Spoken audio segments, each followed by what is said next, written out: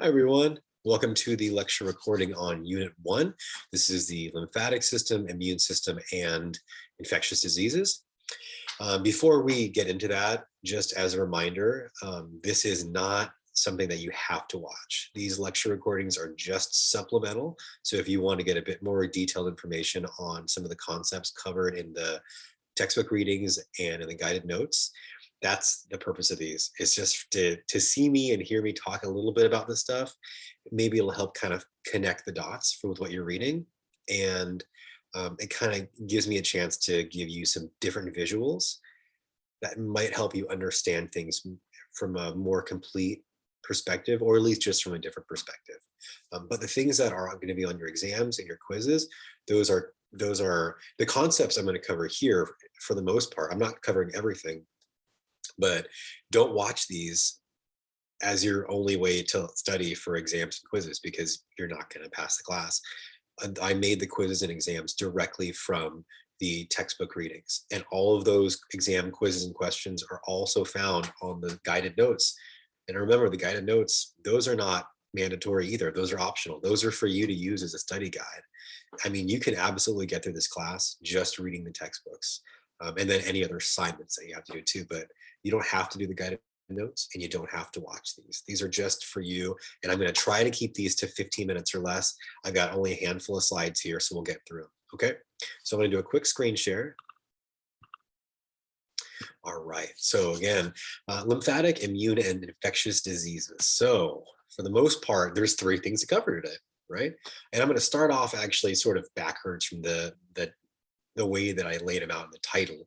I'm going to start off with infectious diseases, talk about what that is. And those are basically diseases that are spread by pathogens, and pathogens are any disease causing microorganism. Now, I might need to explain a microorganism, so I'll go into that. Basically, a microorganism is any, we call them thing, right? An organism is like a human. We are an organism. An organism is made up of organ systems, which are made up of organs, which are made of tissues and smaller and smaller and smaller components. But we as humans are an organism. A dog is an organism. A whale is an organism. But we can see all those without a microscope. So microorganisms are organisms that you need to look through at a microscope, or you need to look through a microscope to see, I should say. These are things like viruses, bacteria, and we'll talk more about those in a bit. But there are a lot of those out there. They don't all cause disease, but the ones that do, especially to humans, are called pathogens. And the reason this is called infectious is because you can actually spread these pathogens to other humans. They are transmittable, right? So we've all heard about this. When you have a cold, cover your mouth when you cough or sneeze, because you don't want to give someone else that cold. So infectious diseases are diseases that you can actually spread, okay? But they are caused by some pathogen. Now, the immune system and lymphatic system, as we'll talk about, these are pretty much two systems of the body that are very closely connected, basically indistinguishable from each other. And so sometimes you'll hear overlap, at least you'll read it in different textbooks. Something might be described as an immune cell, and another textbook might call it a lymphatic cell, right? So I'm going to hopefully debunk that, but those two systems are very, very, very closely linked in the body, okay? But both of those together are the way that humans protect ourselves against pathogens. And hopefully we don't get an infectious disease. Okay. So the immune system, if I want to be pretty specific, and the easiest way for me to separate the immune system from the lymphatic system is that the immune system is comprised of specialized cells that make up different tissues and certain molecules. They could be proteins or other types of enzymes, and they protect the body against different pathogens. Okay. There's different branches of the immune system. We'll talk about that too. But generally speaking, the immune system is kind of like the cells. We'll talk about these, the white blood cells, the specialized white blood cells called lymphocytes. These are B and T cells. And then different types of processes, complement system, antibodies, things like this. The lymphatic system, these are specialized vessels, kind of like we have blood vessels, but these are different types of vessels that transport fluid and fat throughout the body, but they're also transporting these cells of the immune system. to different regions of the body, like lymph nodes and the spleen and things like that. So that if a pathogen or any sort of thing that shouldn't be in your body gets into your bloodstream, hopefully it's able to get sort of filtered into different regions of your lymphatic system instead of back to your heart through your blood vessels. Okay, so the lymphatic system is almost like the roads and the highways that the immune system cells use in order to protect the body. Okay, so to start off with, as I was mentioning, the immune or the infectious diseases, these are basically diseases that people have that are caused by different types of microorganisms that are pathogenic, right? They're disease causing. And the textbook will tell more about this. But here are some common ones. Things like hepatitis. There are different types of viruses, but this right here would be viral hepatitis. This could be A, B, or C. And for instance, this really likes to cause damage to the liver, okay? Hepatitis actually means inflammation of the hepatocytes or the liver cells. Okay. Over here we have, for instance, tuberculosis, Mycobacterium tuberculosis. And so that is a type of bacteria that really likes to live in the lungs. Okay. And so what this is illustrating is that there are different types of pathogens, right? You'll learn about some of them. It could be ringworm, it could be herpes, it could be HPV. All these things are transmittable diseases. Well, sometimes they're interchangeably used as the name of the microorganism. Maybe if somebody says tuberculosis, they mean the bacteria tuberculosis, or they could mean the disease that's caused by that type of microorganism, which if tuberculosis, the disease is actually called tuberculosis, right? But they're not always like that. For instance, mono, right? Everybody calls that the kissing disease, right? We call it mono, that is the disease, but it's caused by the Epstein-Barr virus, right? So not always is the name of that pathogen the same as the name of the disease that it causes. But this, again, this picture is just highlighting there's different parts of the body that different pathogens like to habitate better, right? And if they live there, they're going to cause damage primarily there that could spread to other parts of the body. Now, as far as how different diseases are transmitted, I mean, how they move from person to person, there's a lot of different ways, right? So as we see from this slide here, this is the infected person on the left. Let's say that they have any sort of virus or bacteria or fungus that's them. Maybe the easiest and the most common that we hear about in the healthcare setting are viruses and bacteria. Okay, and you'll learn more about those in your textbook. But these ones are easily moved in these ways or transmitted, right? So direct contact, and that would be touching, right? Your skin has this on them or your mucous membranes, and you are moving them from person to person just by touch. They can also be by air. And so this is showing right here a little virus. For instance, coronavirus right now, it's basically coughing, sneezing in the air, and these droplets or these small bits of basically your mucus is being launched through the air, and then a healthy person is inhaling it and it's breathing it into their lungs. We have indirect contact, and that would be touching the toilet seat or the toilet flushing handle and not washing your hands or washing that afterwards. And then somebody else comes and touches it, and then they get it, right? And maybe they put that in their mouth or in their eyes, or they inhale or something, or it touches food, right? There's all these different ways that diseases can be transmitted. And what's important to distinctify is that these are transmittable diseases. Before I go on, I want to say there's different types of diseases out there, non-transmittable or non-communicable diseases. And they're super prevalent and also very devastating. And these are things like cardiovascular disease, stroke, diabetes, Alzheimer's, all these different types of things that can kill people too, and decrease their enjoyment of life and their lifespan, but they're not caused by some organism that they're going to spread to somebody else, okay? Now, back to the infectious diseases. Antigens. So all the different types of pathogens out there have different types of antigens. And an antigen, if you were to look at this little drawing right here on the left, this orange balloon looking thing, it says pathogen in the middle of it. This could be anything. This could be a bacteria, a virus, protozoa, a fungus, whatever it is. No matter its shape or its function, it will always have some sort of some sort of unique either carbohydrate or a protein or some sort of combination of those on its surface. And that's a sort of a marker. It's almost like a flag, a very unique flag that's unique just to that type of thing, right? If this were, the Delta variant of the coronavirus, right?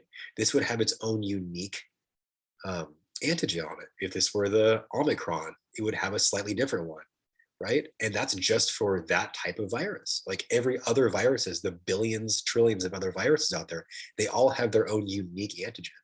And those are just viruses. There's also bacteria, as I said, and fungus and protozoa and all these things. And in fact, all the cells of our body, we all have our own antigens on there. The use of antigens is that's the way that everything can tell other things, this is me. This is my cell. This is, for instance, if one of these is in the human body, we have cells in our body. We have white blood cells whose job is to look for things that are not us. And they will check all of the different cells that they come across in our body. And if they notice that any of these antigens are not our own, they will either kill it, they'll flag it to be killed, they'll try to stop it, they'll call in other things to kill it, they'll cause fever, inflammation. Basically, they'll attack it. And it's all based off of this antigen that is not our own, okay?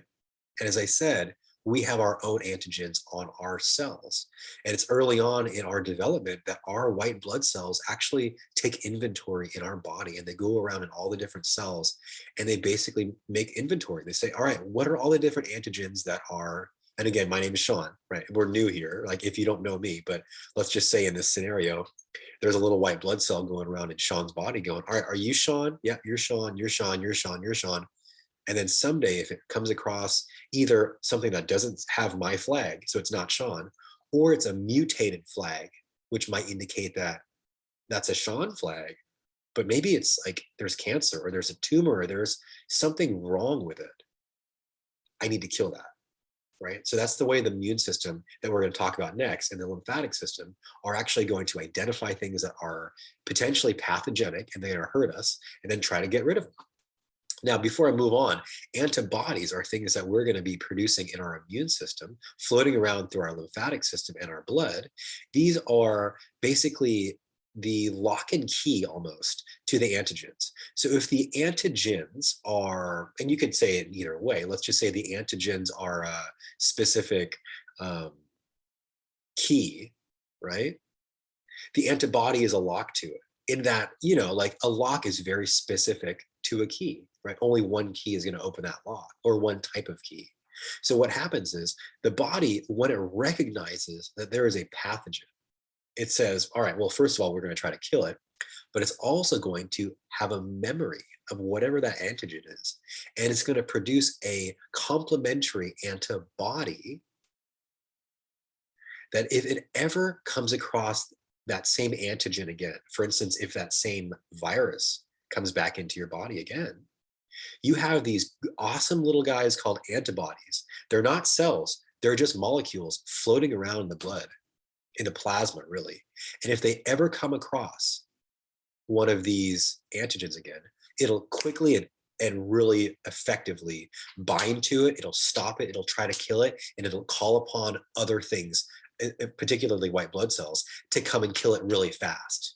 That's sort of the idea behind vaccines. Getting a vaccination is that the first time you get a vaccine, you're basically exposing the body to a weakened or a dead form of whatever, say, let's just, because right now it's topical, COVID-19, right?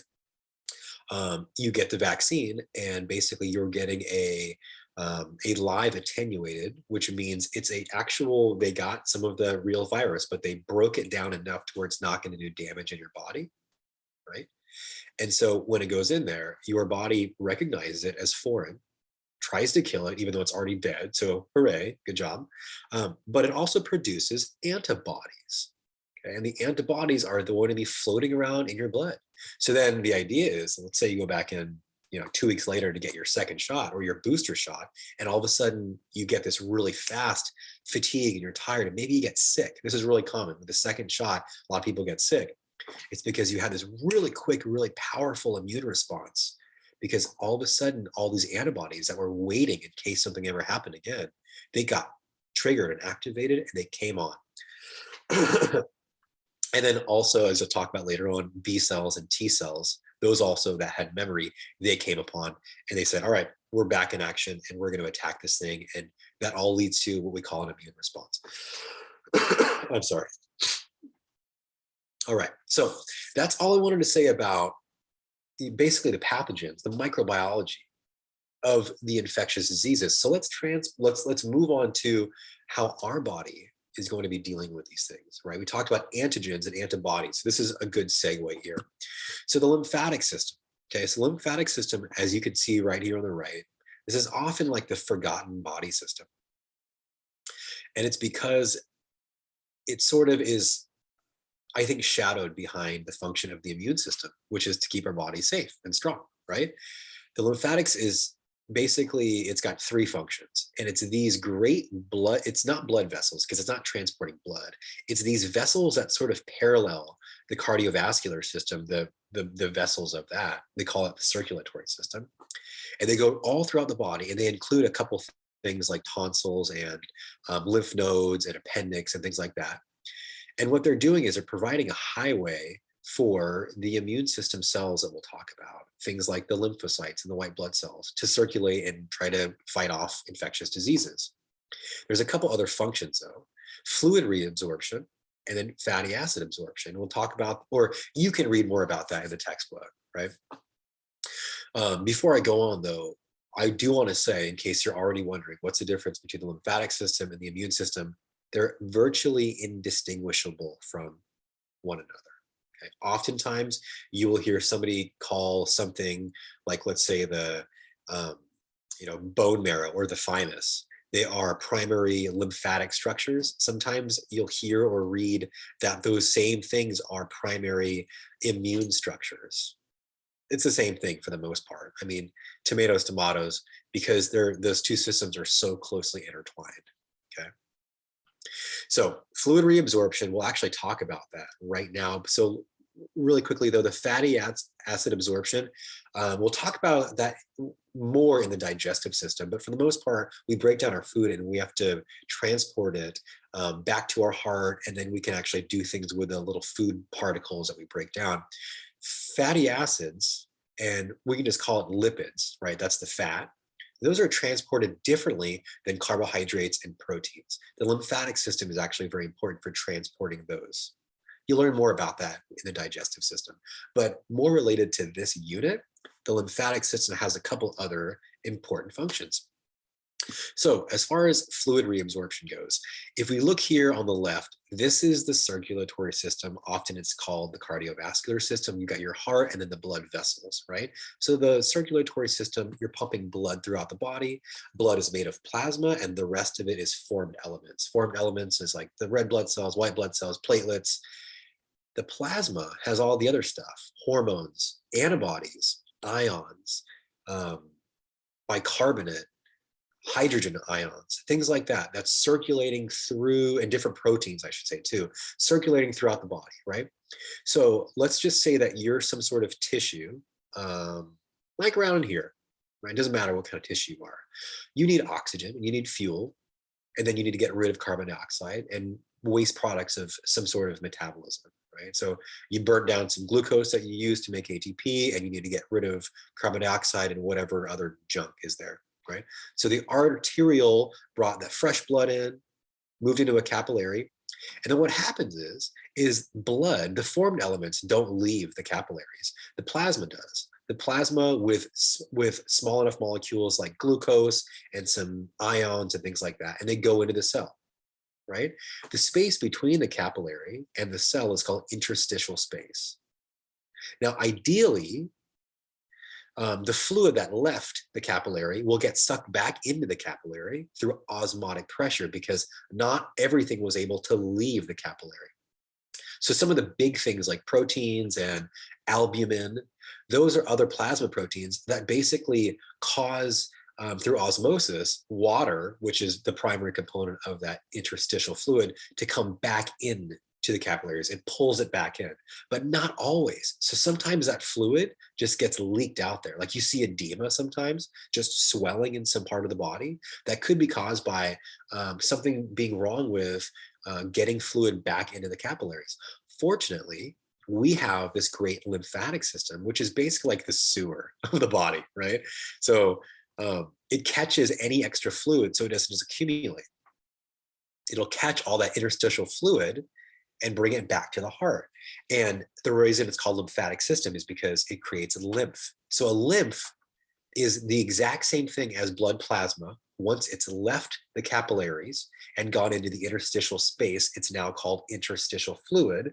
But when that fluid, which is basically water and some other dissolved stuff, goes into a lymphatic vessel, it is now called lymph. Okay? So lymph. And then it brings it back to the heart where it meets up with all the blood in the right atrium, and then it becomes part of blood again. So the beauty of that, though, is not only is this helping reclaim lost fluid, but what's going to happen is before that fluid is going back to the heart, it's got all these checkpoints throughout the body called lymph nodes. And the lymph nodes are these little houses. They're almost like, I think about it as almost like the army, the military.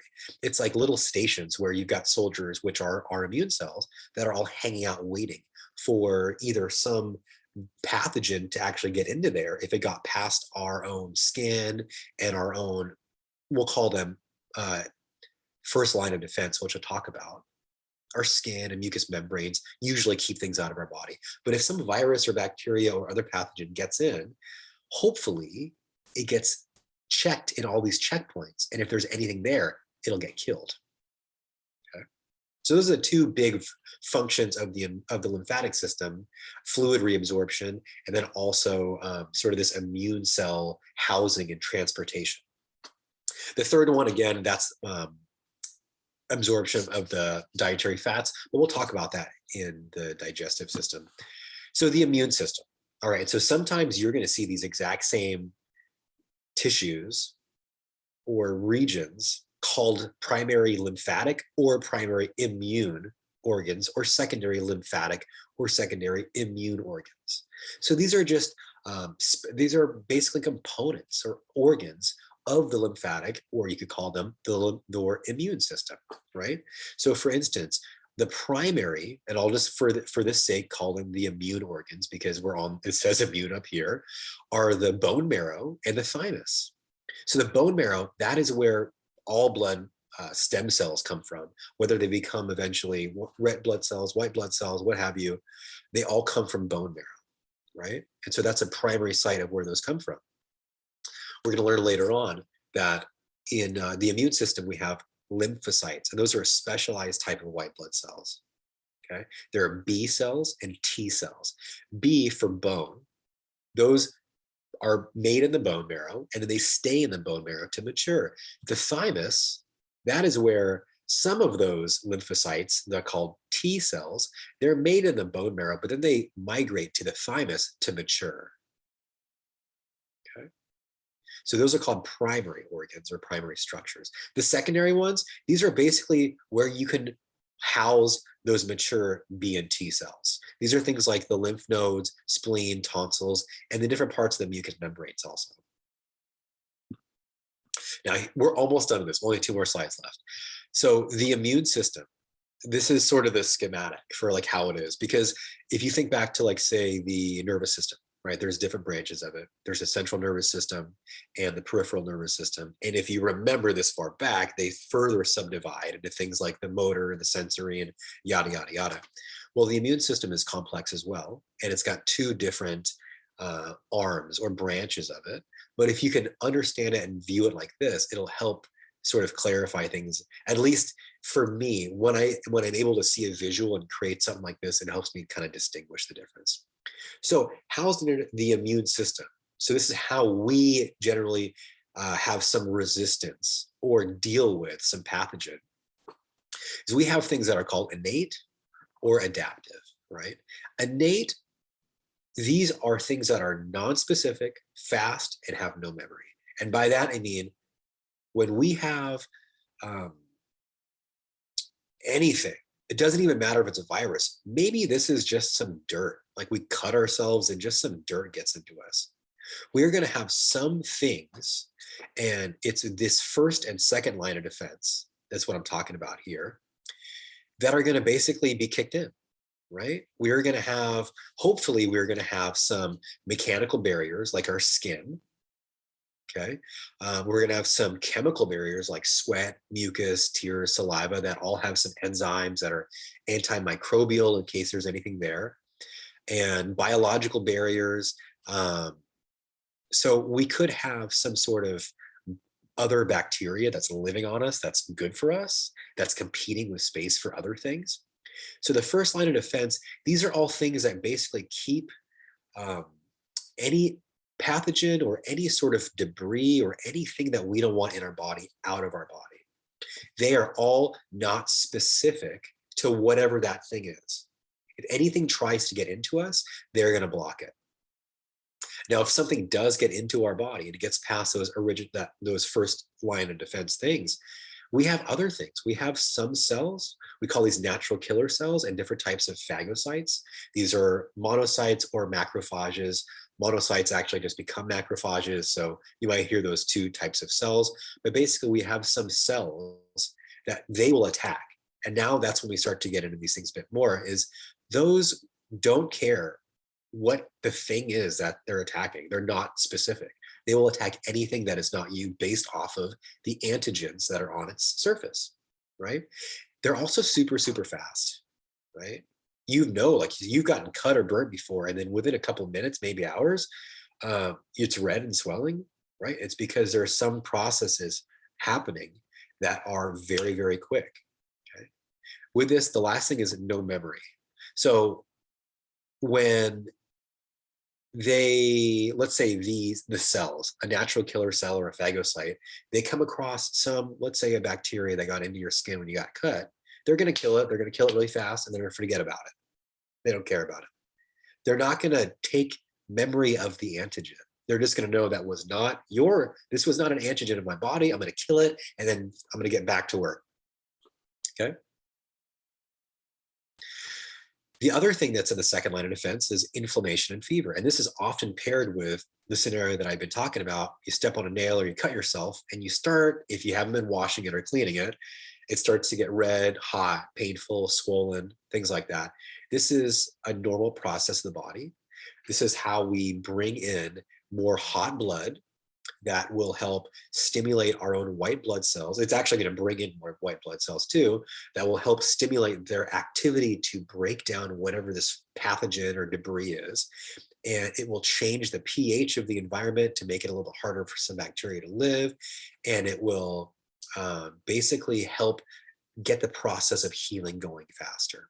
And then fever with that, that's our way of our body actually increasing the temperature in our body so that it's less hospitable for certain bacteria and viruses to live in our body, right? Even though it kind of sucks because then you get really hot. That's our body's way of trying to get rid of whatever that thing is.